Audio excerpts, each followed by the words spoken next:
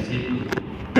Dari membaca kitab suci, kita sebenarnya mendengarkan Tuhan yang berbicara kepada kita. Maka posisi kita itu ada bersama dengan tokoh yang kita dengar dalam kitab suci ini. Dengan demikian kita juga diajak untuk membaca suasana batin dan hati kita. Karena apa yang terjadi dalam diri para tokoh itu juga terjadi dalam hidup kita. Melalui bacaan pertama tadi kita bisa mendengar dengan baik. Orang-orang Yahudi itu iri hati karena bangsa-bangsa lain mendengar pewartaan tentang Yesus, menjadi muridnya dan berkembang cukup pesat, terutama di Antiokhia, yaitu di wilayah Mesir.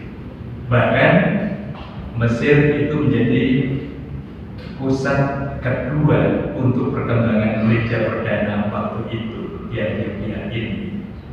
Dan di Antiokhia itu juga pertama kali kelompok murid Yesus itu disebut Kristen, yang berarti pengikut Kristus.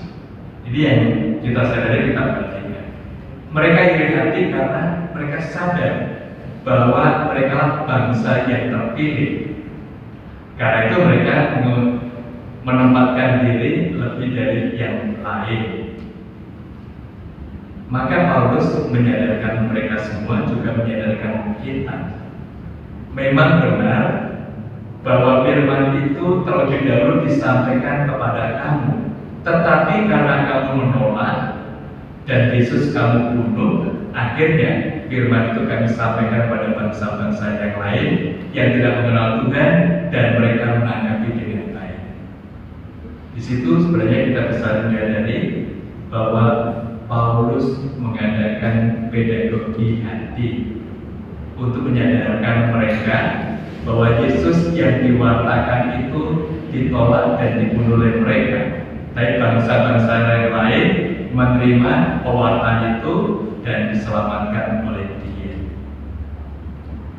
Di sini yang sering juga terjadi dalam kehidupan kita, iri hati melihat perkembangan orang lain, padahal kita sudah diberi oleh Tuhan kesempatan untuk berkembang lebih baik. Tapi sering kita tidak menggunakan kesempatan kita, justru kita iri pada orang lain yang berkembang lebih dari kita.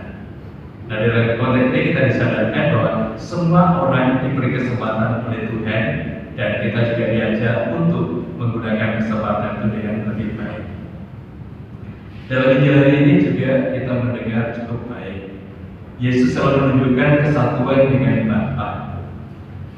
Dan salah satu cara Yesus menunjukkan kesatuan dengan Bapa itu antara lain dengan karya dan sabdanya yang mengagumkan. Karya-karya Yesus dengan berbagai mukjizat itu mau menghadirkan kuasa ilahi yang menyertai Dia, yaitu Bapa. Dengan demikian tadi dengan mudah Yesus katakan, kalau kamu melihat Aku dan percaya, kamu sudah melihat Bapa yang mengutus Aku. Namun Filipus itu mau melihat secara fisik kehadiran Bapa itu bersama dengan Yesus, maka ungkapannya, tunjukkanlah Bapa itu kepada kami, itu sudah cukup. Yesus menjadi heran karena Filipus selalu bersama dengan Yesus, melihat karya-karya Yesus, melihat sabdanya yang sungguh luar biasa. Roh jahat takut kepada Dia, tapi dia tidak sampai percaya bahwa Dia itu hadir bersama dengan Yesus.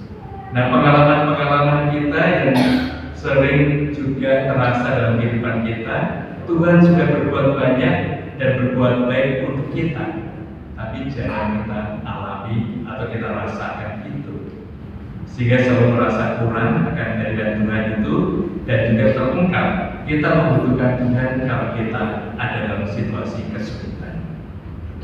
Nah, dalam konteks ini Yesus menunjukkan, kalau kamu melihat Aku dan percaya, kamu melihat Bapa yang selalu bersama dengan Aku. Nah, dalam konteks berikut ini kita diajak untuk melihat bahwa Tuhan sudah hadir untuk menunjukkan kebaikannya kepada kita. Ramadan selalu tertarik kepada peristiwa lambung Yesus yang tertinggal, mengalirkan darah dan air,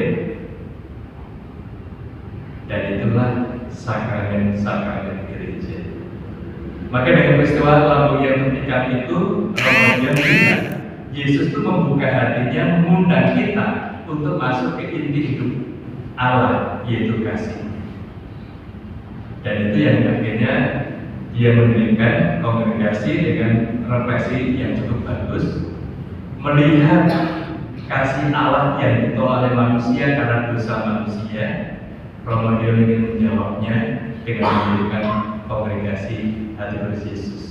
Dia ingin mendirikan kerajaan Kristus dalam batin manusia dan di tengah masyarakat, yaitu batin kita semua. Salib penanda peringatan 100 tahun Indonesia di Indonesia ini mau memvisualisasikan di antara kita bahwa Yesus membuka hatinya, membuka lambungnya, mengambil hatinya dan diberikan kepada kita. Itulah kasih Allah yang nyata, yang konkret untuk kita. Istilah Jawa, dia merogoh itu mengambil bagian hatinya itu dan ditunjukkan kepada kita, diberikan kepada kita, supaya kita lebih memahami, lebih mudah melihat kasih Allah yang diberikan Tuhan Yesus kepada kita semua. Dan dengan pemberian hati itu, dia menantikan kita menyambut dengan ketulusan hati. Oleh karena itu juga devosi dan doa-doa kita bersama itu mengungkapkan upaya kita untuk menerima kasih dan hati Tuhan itu dalam hidup kita. Karena itu dalam perayaan 100 tahun Indonesia di Indonesia ini, Provinsi SDY Indonesia memang bermaksud supaya perayaan itu dirayakan oleh segenap umat. Maka juga dibuat jadwal dalam 1 tahun lebih ini, di mana dirayakan secara khusus perayaan itu supaya silih berganti perayaan ini.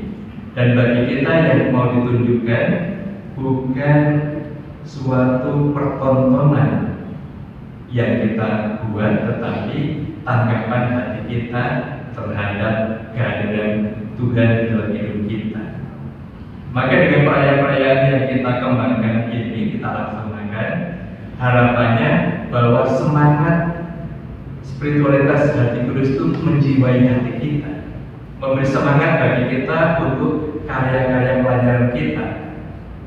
Dan juga dalam alat gereja keuskupan kita ini, kita semakin solider dan subsidiaritas yang hidup di antara kita. Semangat saling menolong membantu, itulah yang akhirnya akan mewarnai kehidupan kita. Dan dengan demikian nanti setelah penanda salib ini pindah ke tempat yang lain, bukan berarti selesailah sudah perayaan kita. Justru kita memulai menanggapi kasih Allah itu, menghidupi dan menyemangati dalam karya-karya pelayanan kita. Dengan demikian juga ada perubahan dan perkembangan istimewa dalam diri kita, keluarga kita, karena dijiwai oleh cinta Tuhan yang istimewa. Dan ini akhirnya juga akan mewarnai semangat pelayanan kita. Subsidiaritas dan solidaritas yang dicanangkan oleh KAJ itu sebenarnya mau mendekatkan kita dengan semangat hati Tuhan ini. Yesus sendiri solidar dengan kita sebagai manusia. Dia hadir di hadapan kita, tapi dia juga mengungkapkan daya kuasa ilahinya, kesatuan dengan Bapa itu diberikan kepada kita, supaya kita juga mempunyai daya ilahi, dan telah menjadi pola hidup kita bersama-sama. Sudah dikasih, kehadiran kasih Tuhan itu menggerakkan banyak orang juga untuk mencintai Tuhan, mencintai karya-karya Tuhan, termasuk juga mencintai kita semua. Kita patut bersyukur. Banyak umat yang juga mulai tergerak memperhatikan kita semua. Dan itu juga terasa dari perpustakaan kita. Itu juga banyak umat yang menaruh perhatian, mau menolong kita, menyumbang untuk kita. Maka itu bisa berubah. Dari perpustakaan kita tidak menyangka aula kita bisa berubah seperti ini. Ini juga karena banyak orang yang ingin terlibat membantu kita. Dan kalau kita perhatikan sebenarnya kasih Allah untuk kita. Nah, mereka sudah bekerja baik dan juga menolong kita. Dan aula ini persis selesai direnovasi pas kita akan menggunakan ini. Saya kira ini yang pertama, kita menggunakan tempat ini. Itu berkat hati kudus bagi kita, dukungan dan dorongan. Dan memang yayasan untuk mengupayakan ini, dan yayasan didukung oleh beberapa banyak orang yang terlibat. Nah, dari pengalaman-pengalaman ini yang mau dikembangkan, yang bisa kita refleksikan bahwa Tuhan sudah menolong kita, memberikan hati dan kasih-Nya untuk kita, supaya kita juga semakin bekerja dengan baik, dengan penuh semangat. Dan itu sebenarnya pendidikan pedagogi hati yang diberikan Tuhan untuk kita. Banyak orang sudah menolong kita, mendukung kita, supaya karya-karya di tempat ini semakin tumbuh dan berkembang. Dan buahnya harapan dengan spiritualitas hati kudus Yesus tadi, terutama juga tadi EJPDU yang dinyanyikan, itu bukan sekedar slogan. EJPDU berarti aku datang untuk melakukan kehendak-Mu ya Allah. Nah, kalau setiap pribadi yang bekerja di tempat ini menyadari spiritualitas ini, menghayati pekerjaan dengan penuh semangat, kita yakin kerjasama antara kita itu akan semakin berkembang dan membuahkan banyak perubahan-perubahan dan perkembangan istimewa di antara kita. Dan itulah yang jadi nanti menjadi daya tarik semangat bagi banyak orang untuk pelayanan sekolah kita. Oleh karena itu bagi kita sungguh sadar sekolah kita ini akan tumbuh dan berkembang, dicintai oleh masyarakat, pertama-tama dari kita sendiri yang sungguh menanggapi kasih hati Tuhan tadi. Lalu kita juga menghayati pekerjaan kita dengan penuh semangat. Lalu solidaritas berkembang di antara kita, dan itu akhirnya menjadi suatu rahmat istimewa untuk kita semua. Hal yang lain juga yang disadarkan oleh Paulus dalam bacaan pertama tadi, kita diberi kesempatan oleh Tuhan, dan kita menanggapi kesempatan itu dengan baik, maka nanti juga kita akan bekerja dengan baik, dan itu akhirnya juga kita bisa berkat dan rahmat dari Allah. Oleh karena itu kita bersyukur atas kehadiran kongregasi di antara kita, dan semangat spiritualitas yang kudus ini yang akan menjiwai kita semua, menggerakkan kita untuk tumbuh dan berkembang. Berkat Tuhan menyertai kita sekalian. Amin.